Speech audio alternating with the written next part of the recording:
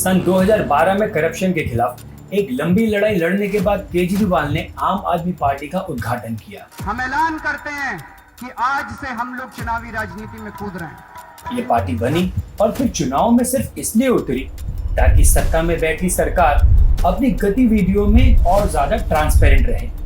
मगर आज इस पार्टी के मनीष सिसोदिया, सत्येंद्र जैन, अमित रतन जैसे कई सारे पॉलिटिशियंस करप्शन से रिलेटेड चार्जेस के तहत जेल में हैं। दिल्ली के पूर्व उप मुख्यमंत्री मनीष सिसोदिया इन दिनों तिहाड़ जेल में बंद है। कोर्ट ने उनकी बेल अर्जी को स्वीकार नहीं किया। अब तो खबर ये भी आ रही है कि पार्टी के सिर्फ पॉलिटिशियंस ही नहीं बल्कि पूरी की पूरी पार्टी ही करप्ट है। इनफैक्ट ये हमारे देश में पहली बार होने जा रहा है कि एक पूरी पार्टी को मनी लॉन्ड्रिंग के लिए एक्यूज किया जा रहा है। तो आखिर ऐसा क्या हुआ कि ये इतनी ऑनेस्टी के साथ बनी पार्टी, इस मैंगो मैन पार्टी ने मैन हटाकर मैंगो की टोकरियों में पैसे भरने पर फोकस करने लगी। एक एंटी करप्शन पार्टी करप्शन में इतना कैसे खो गई? नमस्कार दोस्तों, मैं हूँ डॉक्टर राज कालरा।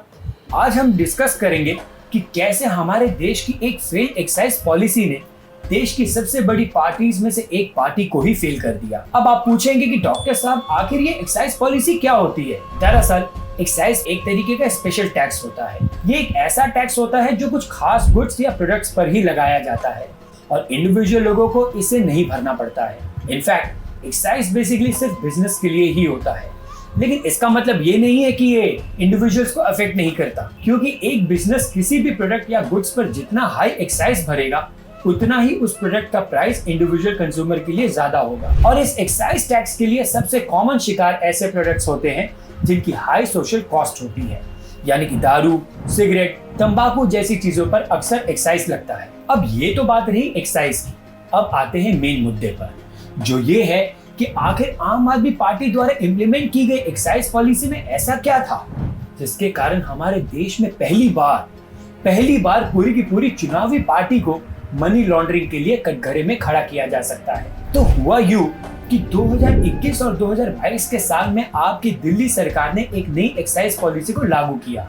इसके चलते उन्होंने दिल्ली को 32 जोन्स में डिवाइड किया और हर जोन में 27 शराब के लाइसेंसेस को अलॉट किया। इस पॉलिसी की वजह से शराब बेचने के लाइसेंसेस अब इंडिविजुअल की बजाय जोन बाय जोन हो गए। अब मेरी मानो तो ये पॉलिसी शुरुआत से ही डूम थी, क्योंकि इसे कोविड के डेल्टा वेव की चरम सीमा पर लागू किया गया था।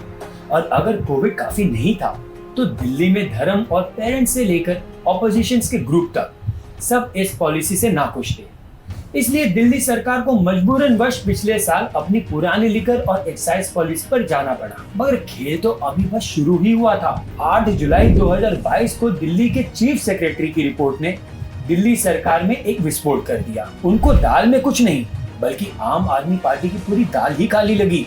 ये इसलिए क्योंकि जब तक ये नई एक्साइज पॉलिसी इफेक्ट में थी तब तक बेसिकली काफी सारे प्राइवेट बिजनेस को लाइसेंस मिले हुए थे और सरकार को बहुत सारा नुकसान हुआ था। अब ऐसे में इस पूरे मामले पर सीबीआई और ईडी की कार्रवाई चलाई गई। इनफैक्ट दिल्ली के चीफ सेक्रेटरी की रिपोर्ट के हिसाब से मनीष सिसोदिया इस पूरे स्कीम में एक बहुत बड़े खिलाड़ी है, क्योंकि वो उस समय के एक्साइज मिनिस्टर थे। सीबीआई ने उन्हें करप्शन और क्रिमिनल कॉन्स्पिरेसी के चार्जेस पे अरेस्ट किया है।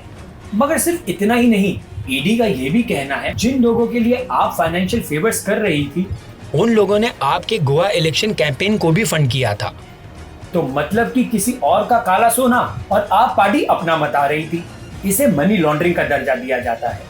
मनी लॉन्ड्रिंग एक ऐसा जुर्म होता है जिसमें हम अपने इलीगल पैसों की लॉन्ड्रिंग करके, यानी कि धोकर लीगल करने की कोशिश करते हैं। देखो, इसको फ्रैंकली ना थोड़ा सा दिमाग लगाकर समझो। बेसिकली ब्लैक मनी को व्हाइट करना ही मनी लॉन्ड्रिंग कहा जाता है। अब ये कोई कैसे कर रहा है उससे कोई फर्क नहीं पड़ता। इसे अगर दिल्ली सरकार के कॉन्टेक्स्ट में देखें तो एक बड़ा सवाल ये उठता है कि क्या किसी पॉलिटिकल पार्टी को ऐसे मनी लॉन्ड्रिंग के लिए एक्यूज किया जा सकता है? क्योंकि अगर देखा जाए तो एक पॉलिटिकल पार्टी के लिए तो ऐसा कोई कानून ही नहीं है, मगर बिजनेस और इंडिविजुअल्स के लिए तो कानून है। अब हालांकि एक पार्टी एक बिजनेस तो नहीं होती, लेकिन एक पार्टी को कुछ इंडिविजुअल्स का एसोसिएशन कंसीडर किया जा सकता है और हमारे ईडी के लिए इतना ही काफी है।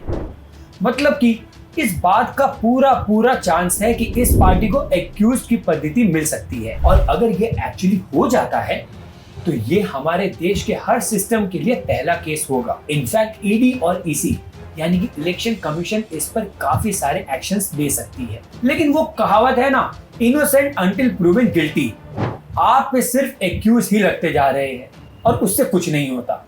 उनके खिलाफ कड़क एक्शन तभी लिया जाएगा जब वो एक्चुअली में गिल्टी साबित होंगे। मगर जो भी हो, मैं तो यही कहूंगा, पार्टी हो या इंडिविजुअल, उनके खिलाफ जो भी फैसला लिया जाए पूरे ठोस सबूत और सच के आधार पर ही लिया जाए। अब देखना यह है कि तहकीकात का क्या नतीजा निकलता है। फिलहाल तो सुप्रीम कोर्ट डेट पे डेट दिए जा रही है, क्योंकि कोई भी ठोस सबूत नहीं मिल पा रहे हैं पार्टी को लेकर। बाकी आप लोगों का क्या कहना है, हमें कमेंट्स करके जरूर बताएं। तब तक स्टे हेल्दी और फिर मिलेंगे एक ऐसे ही नए इंटरेस्टिंग वीडियो के साथ। वीडियो पसंद आई हो तो इसे लाइक और शेयर जरूर करना। धन्यवाद। जय हिंद।